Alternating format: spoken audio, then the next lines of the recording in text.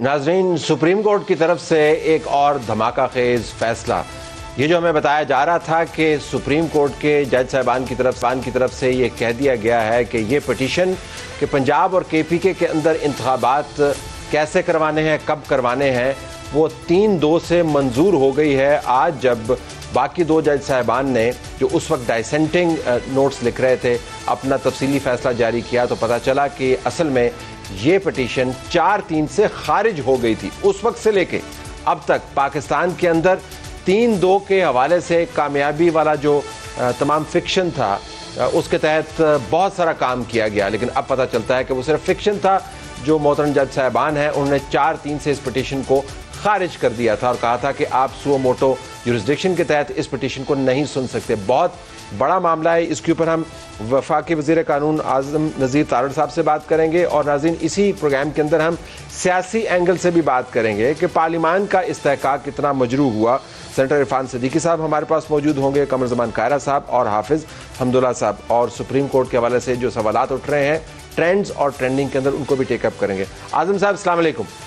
जी, आपने पहले कह दिया था जब ये फैसला आया 4-3, आज जब हमने ये फैसला पढ़ा 27 पेजेस 1 से लेकर 27 तक और 27 से लेकर 1 तक, तो उसमें बहुत सारी बातें ऐसी हैं जो आपने उस वक्त कही थी। मैं एक तो आपसे ये जानना चाहूंगा कि उस वक्त आपने 4-3 के हवाले से इस पिटीशन के इखराज का जिक्र क्यों किया था?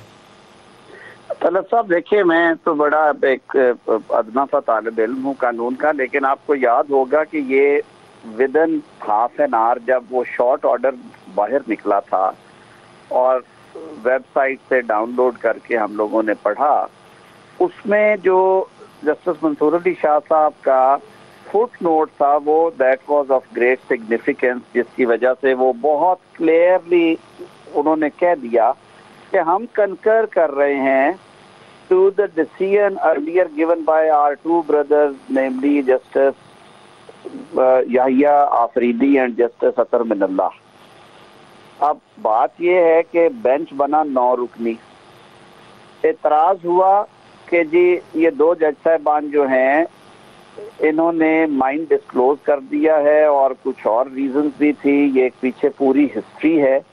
पिछले 1 साल से मुख्तलिफ औकात पे एतराज़ किया गया कि आप लार्जर बेंच बनाएं और ये जज साहबान जो हैं वो एक तरह के फैसले देते हैं। उन्होंने अपने ताई मेहरबानी की, रजा कराना तौर पे वो बेंच से रिक्यूज कर गए।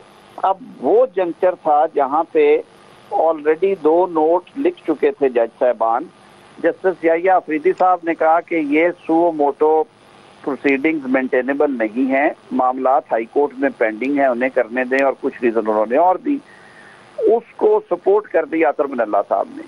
चीफ जस्टिस साहब ने अपनी सवाबदीद पे ही उन्हें बाहर कर दिया बेंच से, इस बात पे कि आप तो ऑलरेडी माइंड मेकअप करके आप दे चुके हैं डिसीजन, आपने ये पिटीशन डिसमिस कर दी है।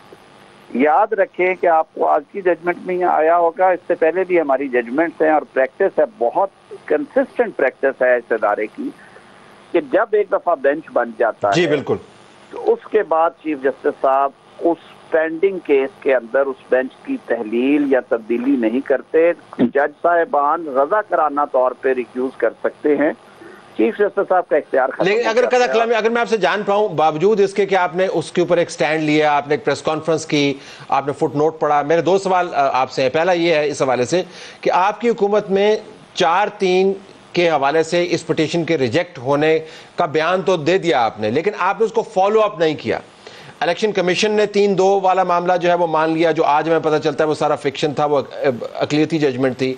आपकी मिनिस्ट्रियां जाके इलेक्शन कमीशन के सामने प्रेजेंटेशंस देती रहीं, उस फैसले की बुनियाद पर जो फैसला ही दुरुस्त नहीं था वो पिटीशन खारिज हो गई थी, तो आपने उसको फॉलो अप क्यों नहीं किया? फिर मैं अर्ज करता हूँ, पहली बात तो ये है कि डिटेल्ड जजमेंट ही जजमेंट होती है। अगर आपने कोई रिव्यू फाइल करना है, इंट्रा कोर्ट अपील है कोई नहीं है 184(3) की, रिव्यू ही एक ऑप्शन बचती है आपके पास। रिव्यू भी आप करते हैं जब आपके पास डिटेल्ड जजमेंट आ जाए और आपके पास रीजन हो, जो कि आज आई है।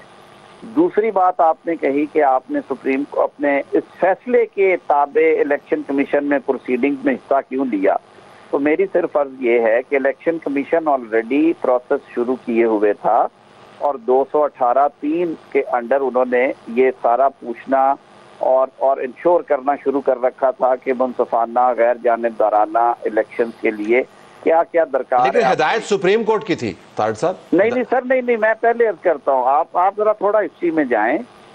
इलेक्शन कमीशन ने सुप्रीम कोर्ट के इस फैसले से पहले वजारत खजाना और वजारत दिफा से पूछ रखा था कि हमें लॉजिस्टिक और फाइनेंशियल सपोर्ट चाहिए, हमें दें। इलेक्शन कमीशन ने उससे पहले मिनिस्ट्री ऑफ प्लानिंग से भी शायद थोड़ा बहुत उन्होंने चेक किया था कि क्या सूरत हाल है सेंसस की।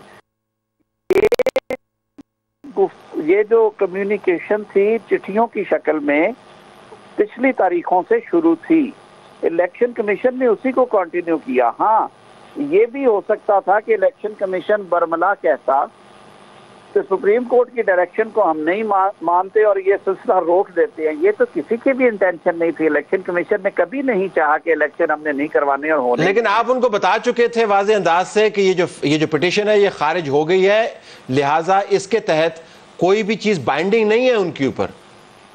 मेरे ख्याल में मैं तो यूं कहूंगा कि 4-3 का कॉन्सेप्ट की वजह से शायद इलेक्शन कमीशन ने और इंडिपेंडेंटली फैसला किया है, और जो एक वजाहत दी गई थी 5-2 वाले फैसले में, यानी 3 जज साहबान ने जो कहा था कि आप बेरिस्ट मिनिमम टाइम में इलेक्शन हर सूरत करवाएंगे और ये करेंगे, पता नहीं वो किस हद तक बेरिस्ट मिनिमम को किस तरह से तशरीह होती है उसकी कल को। तो इलेक्शन कमीशन ने तो अपना जो मैंडेट है उन्होंने बड़े क्लैरिटी के साथ लिखा कि हम ये जो डेट आगे कर रहे हैं ये 218 का अपना जो मैंडेट है वो एक्सरसाइज कर रहे हैं। आर्टिकल 254 को उन्होंने इस्तेमाल किया। उन्होंने इलेक्शन एक्ट के सेक्शन 8 और सेक्शन 58 को इस्तेमाल करते हुए ये किया। उन्होंने देखिए, इलेक्शन कमीशन एक खुद मुख्तार आईनी इदारा है, इलेक्शन का इनेकाद उनकी सोल प्रेरोगेटिव है उनका।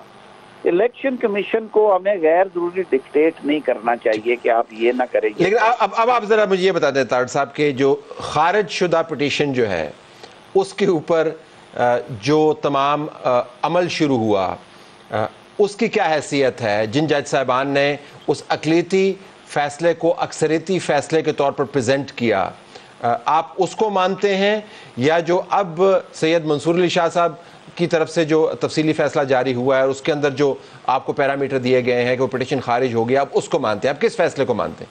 मैं तो हुजूर डे 1 से ये कह रहा हूँ, मेरा तो आधे घंटे में आ गया था रिएक्शन।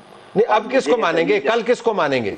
मैं बिल्कुल 4-3 पे आज भी खड़ा हूँ और मैं समझता हूँ, और अटॉर्नी जनरल साहब को भी अभी नई अपॉइंटमेंट हुई है, शहजाद साहब कुछ उनकी अपनी वजूहात थी, उन्होंने इस्तीफा दे दिया, हालांकि वो भी 4-3 का कह के गए, आपको याद होगा मेरे साथ खड़े थे बिल्कुल वो। तो अभी उनके सक्सेसर आ गए हैं मंसूर अवान साहब, मेरे ख्याल में वो भी बिल्कुल क्लैरिटी है उन्हें भी इस बात पे, वो भी इस बात पे करेंगे।